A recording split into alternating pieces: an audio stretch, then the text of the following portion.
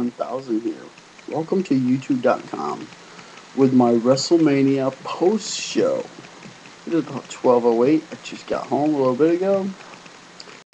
WrestleMania started off. Didn't get to see the Primo's triple threat match, Primo Afro tag title match, but I heard they retained the belts, so that's good. First thing we get at WrestleMania, Lillian Garcia sang National Anthem, which she blew it away. It was awesome. Then we get the World Championship. Daniel Bryan come out with this sweet cape. I'm wearing my Daniel Bryan t-shirt and everything. And I'm like, man, I'm so pumped about this match. It's going to be a 20-30 minute match. I'm so excited. Daniel Bryan comes out with a sweet jacket. Sheamus came out first, I believe. And man. And also, he gives his girl a kiss. And then I blink. 1, 2, 3. It's over. Like, what the hell? I was pissed. I couldn't even get involved. The next match is Orton and Kane. I was still mad. I kept putting on Twitter, I got robbed of a great match. I was pissed. I was so freaking mad, guys, at Daniel Bryan's first WrestleMania. It seems like the last 2 years, Sheamus and Daniel Bryan scheduled to wrestle. They don't really get to wrestle because they can have a great match, and yet again, I was so mad about this match. Believe me, guys, I was ticked off. So I was so mad. I had tweeted out, we got robbed of a great match. I mean, someone put on Twitter, rematch. Matt Hardy tweeted out about, like, oh yeah, don't worry, this match is going to continue later on tonight. April Fools. It was like, man. So, okay, get back. Tried to get refocused and try to get into Orton and Kane, but I just couldn't. Even during that match, the crowd was like, Daniel Bryan, Daniel Bryan. And throughout the night, you've seen all these yes signs everywhere. I just think the WWE, I paid for this pay-per-view. I was a little disappointed that I only got 18. I got more of a commercials on the pay-per-view than we got that Daniel Bryan match. So I was really disappointed in this match. This match really upset me through most of the night, through part of the night. But we go into Kane and Orton. A pretty good, solid match. I mean, we see Orton kick out of a chokeslam, but then, a little while later, we see Kane hit the chokeslam from the top rope. And 1, 2, 3, it is over. I actually picked Orton to win this match. So far, I am 0-2 in the pay-per-view. I'm like, dang. And then we go into Big Show Rhodes, and I thought Cody Rhodes would somehow retain his title somehow. We do have some stupid backstage segment, either after Daniel Bryan's match or after Kane and Orton match, about like Santino and Mick Foley and some other guy. I guess he's some fishing show about eating crabs and stuff like that. I was like, man, this is horrible. When Farouk comes out, or Ron Simmons, or I call him, like, damn. And Steve Corino, everyone remembers Steve Corino. He sent out this funny tweet after that segment. He's like, man, I wish I had crabs more than watch that promo. Or he said, no, I was like, I'd rather have crabs than have to watch that promo. That was pretty funny. So yeah, we get to Big Show Rhodes. And that match goes for a little while, a little longer than I thought it would. It was an okay match. Yes, I'm going to shave my beard. I'm mad. We see Cody get the disaster kick. I mean, Cody came out with a similar jacket like Daniel Bryan had on, which is pretty interesting. But overall, Big Show hits him, chokeslam, they hits him with the knockout punch. Weapon of mass destruction, and Big Show wins. So 0-3 right now. I picked Cody, and I was like, man. But then, the next match we have is Beth Phoenix versus Maria Menounos from Extra Girl and Kelly Kelly. Kelly Kelly, shockingly enough, actually surprised me in this match. She was actually pretty good in this match. I mean, she hit some moves that I was like, whoa, Kelly. I mean, she hit this, it was like a somersault type thing, a front flip, and I was like, whoa, didn't see that coming. pretty good. Someone tweeted out in Best Entrance, "Hey, look, it's Rita from Power Rangers," which I thought was funny. So that match ended up being, of course, a celebrity wins. So at the fourth match, I picked them to win. So, okay, I'm 1-3 right now. And then I believe we go into Orton, Triple H versus The Undertaker. Triple H came out with this, Shawn Michaels comes out first. All of a sudden you hear boom, boom, boom, boom. No fireworks. I was like, did someone just get shot? I was like, whoa. Man, I was like, wow, I checked out this is early. This match already? I was like, alright, cool. We had Triple H come out with this little sweet looking thing. It was all like this, the King of Kings things over him. He comes out from under it. It was pretty sweet. But yeah, then we have Undertaker come out. I'm like, man, he looks like Shredder. And then we all knew he was bald, and it's funny because it was just like, okay, Undertaker's bald.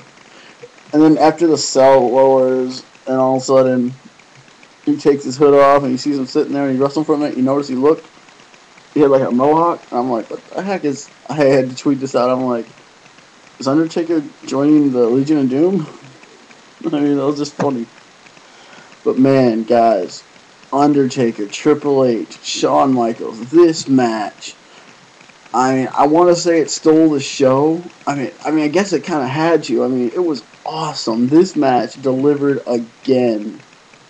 This match, the second straight. This match was even better than last year's, and that is so hard to create a second match that is even better than the year before. I mean, man, this match right here beats both the Shawn Michaels matches with the Undertaker.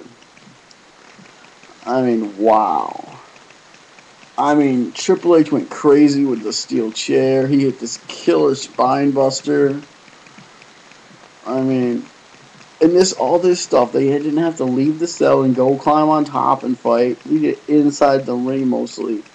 And man, this match, Triple H killed him with that chair. The killer spine buster on the steps. I mean, Shawn Michaels is like, stop it, drop it. And Triple H is like, in the match, end it or I will. And for a minute, you even thought, like, no, is Triple H going to win this match? You didn't know who was going to win because it was so hard to see where it was going. And it kept twisting back and forth, back and forth. And that's what made this match unbelievable. I mean, so many great spots in this match. I mean, man.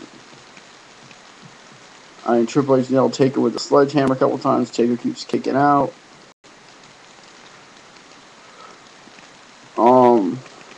Then eventually in the match, Shawn gets hit a couple times, and then Shawn freaking super kicks Undertaker, and Triple H hits the pedigree. I'm like, oh no, don't do that to him. And Taker keeps on. I'm like, whew.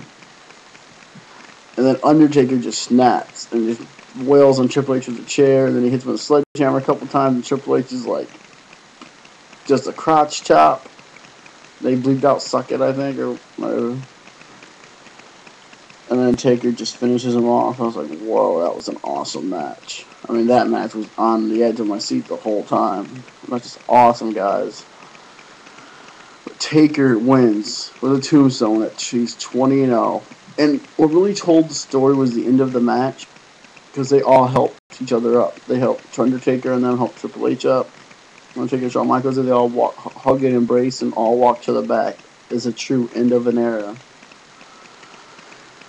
Then we go into Team Johnny versus Team Teddy, which no one really cared about this match at this point. I mean, they're still buzzing over Undertaker, Triple H. I mean, that match just stole the show right at that point. I mean, overall, Team Teddy ends up losing to Team Johnny when The Miz comes in after Eve makes a distraction on Zack Ryder. I'm going to try to get her out of the ring, and then Skull Crush finale, and The Miz wins. Win the match for Team Johnny. And then we're going to go into CM Punk and Jericho. And CM Punk's backstage. And Johnny, timeline says, oh yeah, if you get disqualified, you lose your belt. So, CM Punk and Jericho have their match. And Jericho's jacket was just great. I loved it. Oh, it was funny how Jericho always said, I don't ever have to write nothing on the back of a shirt to sell shirts. He say I'm the best in the world, and he had it on the back of his tights, so that was kind of funny. But yeah, this match delivered as well. The three main matches that were supposed to deliver all delivered, in my opinion. I mean, this match stole the show. It was really close to stealing the show. I mean, you had so many great spots in this match. Jericho suplexes Punk on the outside of the ring, which you hardly ever see that. I mean, so many great spots in this match. I mean, you had the go to sleep, kicked out of it. You had the code breaker. You had the lion tamer, the lion salt. I mean, so many spots in this match is unbelievable. I mean, he had the Anaconda vice on him, and Jericho kept kneeing him in the back of the head, and CM Punk readjusted. He couldn't get him, and Jericho did. Wait, I think, yeah, Jericho tapped out, I believe, because he couldn't get him. I believe that's how it was. Let me check. Wait a minute, I can't remember now. I believe Jericho tapped out, though, if I do recall. But anyways, we go into the match. Wait, we get Brodus Clay. Well, CM Punk is still your WWE champion. Anyway, we go to Brodus Clay coming out. I'm like, he's gonna have a match? No, he has a stupid little spot for like a minute, 2 minutes, whatever it was, with his mamas. It was so boring and stupid, I thought. Then we go to the main event, the match we've all been waiting for, the great one, The Rock, the Attitude Era versus the PG Era. Man, guys, this match delivered. I mean, it wasn't one of Rock's best matches. If you notice through this match, The Rock looked gassed, and John Cena had to carry The Rock basically through this whole thing. Because if you notice when The Rock had Cena in the sharpshooter, he couldn't hold the sharpshooter. He was so gassed and winded. I mean, The Rock, he just looked basically, a lot of the match, he looked like he was out of shape. And he was not out of physical shape, but wrestling shape, because going 20, 30 minutes, he was like he couldn't do it anymore. I mean, The Rock just looked completely gassed out there. John Cena carried him throughout that match. But I'm so happy. This match was a good match, though. I mean, you had attitude adjustment, kick out, rock bottom, kick out. I mean, back and forth. Then The Rock went for the crossbody, which you can kind of see the Cena reversal coming. And he hits him with the AA, and Rock kicks out. And then Cena goes to do the people's elbow of all things, because he went to do this, and then like the crowd was kind of booing him, so he went for the people's elbow. The Rock jumps up, rock bottom, boom, 1, 2, 3. The Rock wins in Miami, Florida. Man, this WrestleMania, man, I don't care. There's gonna be skeptics out there saying this wasn't that good of a WrestleMania, but man, this WrestleMania was awesome. This was one of the best WrestleManias I've ever seen. I mean, from top to bottom, besides the beginning, I was really kind of mad about Daniel Bryan getting screwed, in my opinion. For 18 seconds, but what are you going to do? Overall, WrestleMania was an awesome pay-per-view. I enjoyed this pay-per-view. Top to bottom, the Rock and Cena match had me on the edge of my seat. Guys, this is your host, Bizarre 1000.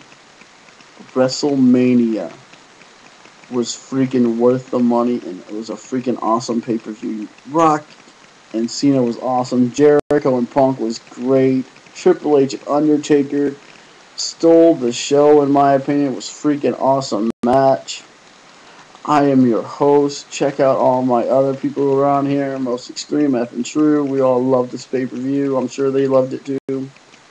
Guys, have a great night. This is Bizarre 1000 at YouTube.com. Sub to my channel, and I will see you tomorrow night for the Raw post show.